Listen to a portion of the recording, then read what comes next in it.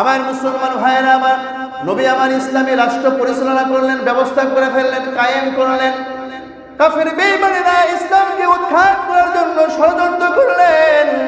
দুনিয়ার জমিন থেকে ইসলামকে মিটিয়ে দেওয়ার জন্য, তারা দুনিয়ার মধ্যে পাপাচারে লিপ্ত হওয়ার জন্য, নিজের ইচ্ছা মতো জীবনযাপন করার জন্য ষড়যন্ত্র করলেন।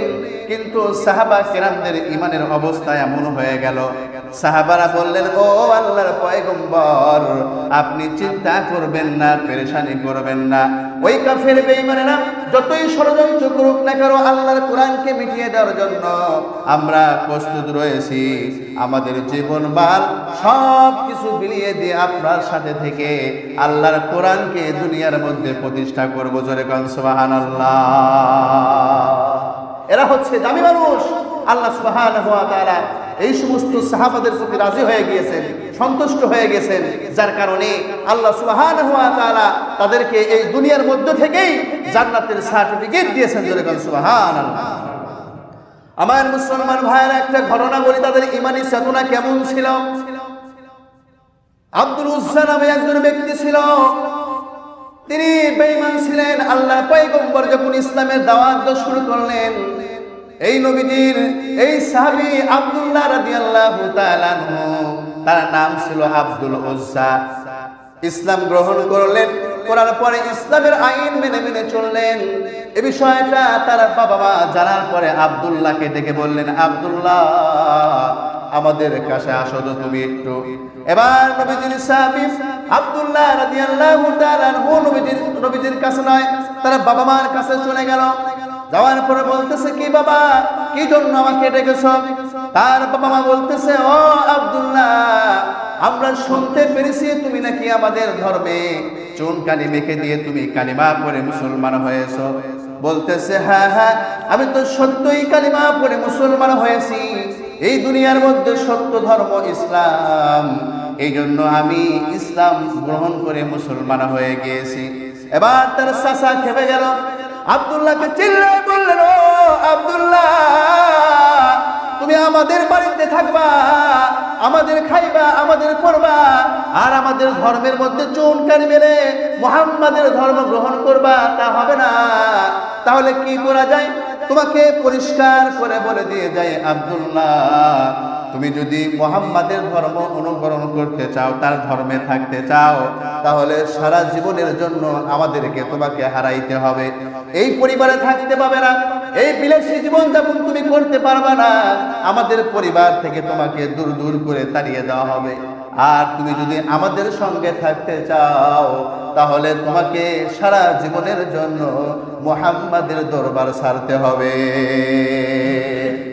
আমার মুসলমান ভাইরা আমার, নবীজির সাহাবী হযরত আব্দুল্লাহ চিন্তা করলেন না, তার চাচা সহ তার বাবা মাকে চিল্লায় বললেন, ও বাবা মা, তোমরা পরিষ্কার করে শুনে নাও, তোমাদের দরবার ছাড়ার জন্য আমাকে হুমকি দিতেছ।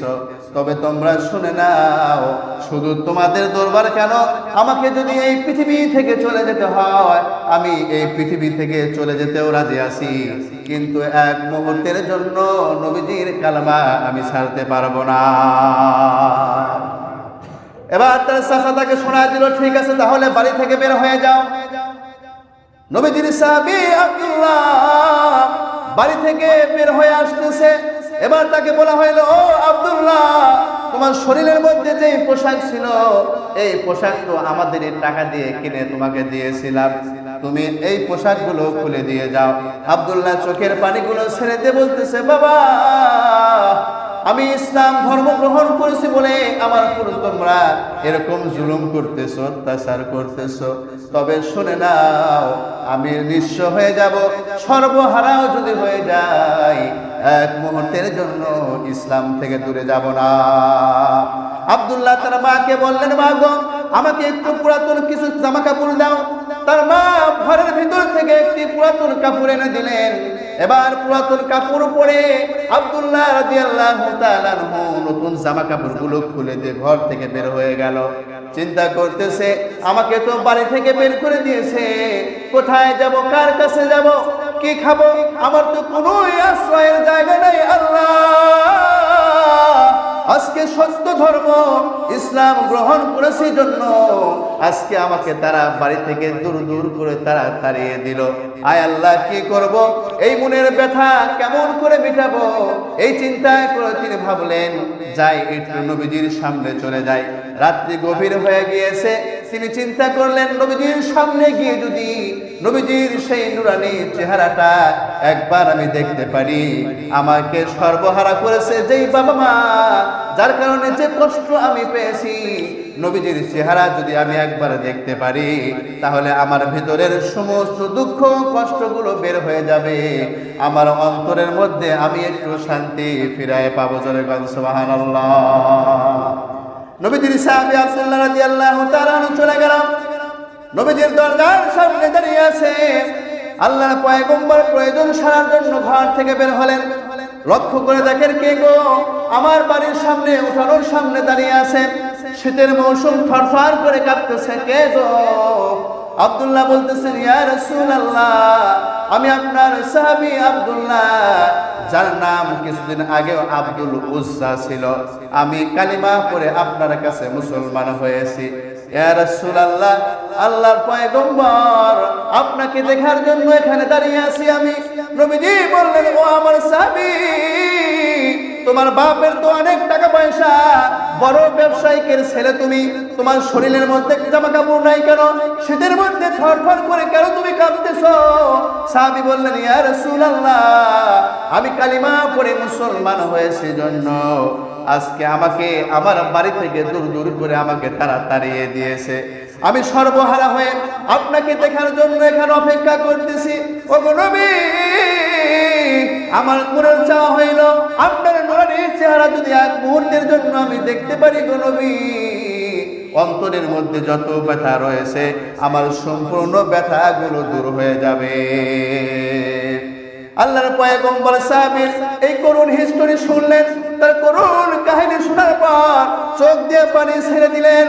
সাহাবীর কাছে এসে তাকে জড়াইয়া ধরলেন আর বললেন, ওরে আমার সাহাবী, দিনের জন্য বাবা মা সব কিছু ছাড়িয়ে তুই সব কিছু ত্যাগ করলি, এত কিছু করে আমার জন্য, ইসলামের জন্য সব কিছু হারিয়ে ফেললি। আমি আল্লাহর পয়গম্বর বলে দিলাম, যা, তোর এই কর্মকাণ্ডে আমার আল্লাহ খুশি হয়ে গিয়েছে। বস্ত্রহীন সাহাবীকে জড়িয়ে ধরলেন, ঘরের মধ্যে নিয়ে গেলেন আল্লাহর পয়গম্বর। যাওয়ার পরে আল্লাহর পয়গম্বর নিজের পরিহিত দুইটা জুব্বা ওই সাহাবীকে হাদিয়ে দিলেন। সেই দিন পর থেকে সেই সাহাবীর নাম হয়ে গেল আব্দুল্লাহ জুল বাকাতাইন। তার মানে দুইটা জুব্বা পাওয়ার অধিকারী ওই সাহাবী ছিলেন। ওই সাহাবীকে বললেন, আল্লাহর পয়গম্বর, করে আমার সাহাবী, তুমি অনেক ধৈর্যের কাজ করেছো, অনেক দামি কাজ করেছো, এইতে দুইটা জুব্বা তোমাকে হাদিয়ে দিলাম। তোমার যদি আর কোনো মনের আশা থাকে তুমি আমাকে বলতে পারো। পয়গম্বরের সাহাবী বলতেছেন, ইয়া রাসূলুল্লাহ, আমার দুনিয়ার কোনো লোভ লালসা, কোনো চাওয়া নাই। আমার একটাই চাওয়া, আপনি আমার জন্য দোয়া করবেন, আল্লাহ যেন আমাকে এই দুনিয়া থেকে শহীদি মৃত্যু দান করেন। জোরে কোন সুবহানাল্লাহ। আল্লাহর পয়গম্বর সাহাবীর জন্য দোয়া করলেন। এরপরে একটা যুদ্ধ হইল, যুদ্ধ সংগঠিত হয়ে গেল। সেই যুদ্ধের হয়তো সম্ভবত হয় নাই, সম্ভবত খন্দকের যুদ্ধ হবে আমার জানা নাই। তবে ওই যুদ্ধ থেকে ফিরে আসার পথে ওই সাহাবী যুদ্ধ থেকে ফিরে আসার পথে যুদ্ধ না হওয়ার কারণে অসুস্থ হয়ে রাস্তার মধ্যে মৃত্যুবরণ করে ফেললেন। পয়গম্বর বললেন, ও আমার সাহাবারা, দিনের রাস্তায় যুদ্ধ করে জিহাদ করে মৃত্যুবরণ করলে যেই রকম শহীদ হয়, আল্লাহ রাস্তায় এসে যুদ্ধ না করেও যদি মৃত্যুবরণ করে ওই ব্যক্তিটাও আল্লাহর রাস্তায় শহীদ হয়ে যায়। জোরে কোন সুবহানাল্লাহ। আমার এই সাহাবী সব সময় দোয়া করতো, ওগো আল্লাহর পয়গম্বর, আপনি আমার জন্য দোয়া করবেন, আল্লাহ যেন আমাকে শহীদি মৃত্যু দান করেন গো নবী। এই সাহাবীর দোয়া আল্লাহ কবুল করেছে। সাহাবায়ে কেরামগণ তোমরা সুন্দর করে তার গোসলের ব্যবস্থা করো, কাফন দাফনের ব্যবস্থা করো। আমি নবী নিজেই তার জানাজা করব, আমি নবী নিজেই তাকে তার কবরের মধ্যে তার লাশটা আমি নামায়া দিব। তার কাফন দাফনের ব্যবস্থা করা হলো। আল্লাহর পয়গম্বর নিজেই তার জানাজা করলেন। কবরের মধ্যে সাহাবা কিরামগণ নামাবেন। আল্লাহর পয়গম্বর বললেন, না না, তোমরা নামাইও না, আমি আমার সাহাবা আব্দুল্লাহকে কবরের মধ্যে নামাবো। পয়গম্বর নিজেই কবরের মধ্যে নেমে গেলেন। যাওয়ার পরে সাহাবারা আব্দুল্লাহর লাশটা ধরে পয়গম্বরের কাছে দিলেন। পয়গম্বরের লাশটা নিয়ে আসমানের দিকে করে বলতেছে, ওগো বাবু, এই আব্দুল্লাহ এই দিনের জন্য সব কিছু হারিয়েছে। আল্লাহ এই দিনের জন্য আব্দুল্লাহ সর্বহারা হইয়া আমার ছায়াতলে চলে আসছে। এই আব্দুল্লাহ শহীদি মৃত্যু চেয়েছিল। আল্লাহ আমি আমার আব্দুল্লাহর উপর খুশি হয়ে গেছি। ওগো আল্লাহ, এই যে দেখো, আমি আব্দুল্লাহকে অনেক মহব্বত করতাম, আজকে দুনিয়া থেকে সে চলে গেছে, আমি আমার আব্দুল্লাহর উপর খুশি আছি গো আল্লাহ, আমি তার উপর সন্তুষ্ট রয়েছি। আজকে আমি আমার কোল থেকে আল্লাহ তোমার কোলে আমি আমার আব্দুল্লাহকে উঠাইয়া দিলাম। আমার মুসলমান ভাইরা, আমার সাহাবারা কাঁদতেছে। কিছু কিছু সাহাবী চিল্লায় বলতেছে, ও আব্দুল্লাহ, তোর কবর, তোর জিন্দেগি, তোর আমলটা কত ভালো রে। দেখ, তুই মৃত্যুবরণ করলি, তোর জানাজা আল্লাহর পয়গম্বর করলো, তোর লাশটা কবরের মধ্যে আল্লাহর পয়গম্বর নিজেই নামায়া নিলেন। নানার পরে কেমন করে ফোবায়া ফোবায়া কান্না করে করে তোর জন্য আল্লাহ তাআলার কাছে মাপ চাইতেছে। ওরে আব্দুল্লাহ, তোর জীবনটা ধন্য। আজকে যদি তোর জায়গায় তুই না হইয়া যদি আমরা হইতাম আব্দুল্লাহ, এত বড় পাওয়া আজকে তুই পেয়ে গেলি। আমরা যদি এইরকম সৌভাগ্য আমাদের হইতো, তাহলে তোর মতো আমাদের জিন্দেগিটাও দামি হয়ে যাইতো। জোরে কোন সুবহানাল্লাহ।